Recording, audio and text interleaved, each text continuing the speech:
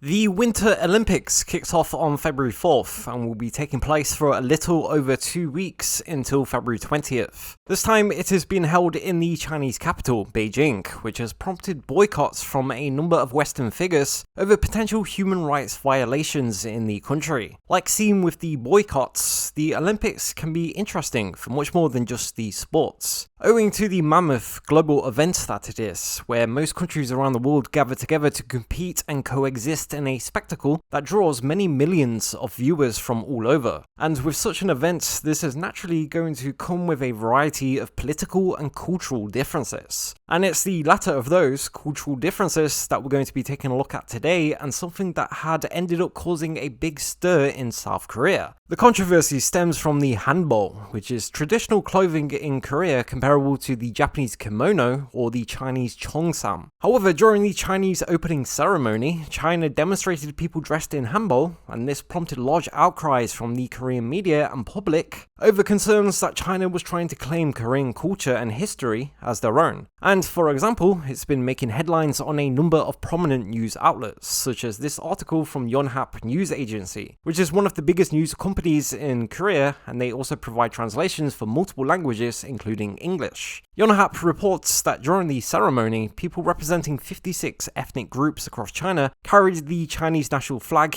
into the stadium, and that one woman dressed in hanbok apparently representing ethnic Koreans in China. Yonhap then adds, "The depiction of a hanbok-clad woman as a minority group in China angered many South Koreans, who argued that China is trying to promote hanbok as its own." And adding that somewhat ironically, the South Korean cultural minister was in attendance while dressed in hanbok. The news agency then cites various Korean figures who have spoken out about the incident. One figure was the cultural minister, who has said that the depiction of ethnic Koreans as a minority group could create misunderstanding in China's and Korea's bilateral ties. He also said, to quote, "When you refer to people as a minority, it often means they haven't evolved into a sovereign country. We are among the 10 or so largest economies in the world, located right next to China. This could cause some misunderstanding in otherwise good bilateral relations." Alongside the cultural minister, the presidential candidate for the ruling Democratic Party has opposed China's move, and has called it, to quote, "cultural appropriation." And he was joined by the main opposition, People Power Party, who criticised China for stealing,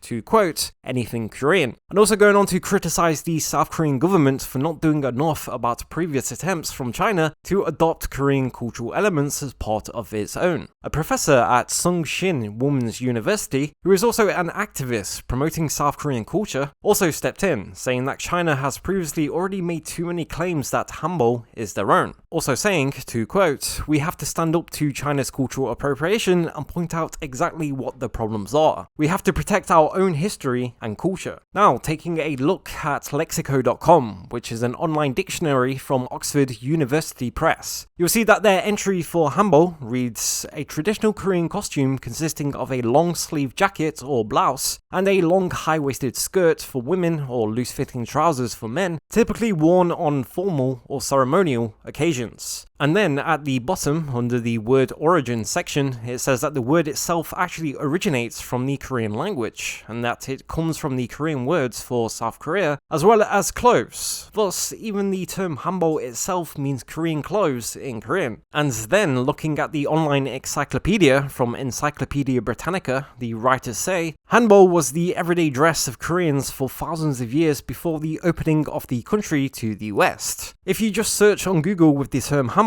you'll find countless resources talking about its history in Korea and its cultural importance, with hanbok still being worn for certain occasions, or just casually within the country, comparable again to something like the Japanese kimono. And so this incident during the opening ceremony was very controversial in Korea, and this is also not the first time that something like this has happened, which further added to the public outcry. It's not just hanbok though. In December 2020, for instance, headlines was made across the world over the controversy controversy that erupted when China appeared to try and claim the traditional Korean dish kimchi as their own. Kimchi being a very popular dish in Korea that involves fermented cabbage. But sticking with the clothing hanbok, in November 2020, the popular mobile game Shining Nikki got completely pulled in Korea over the controversy that happened when hanbok was depicted. The game is a dress-up game, and hanbok was introduced into the game via an update where it was described as Korean clothing.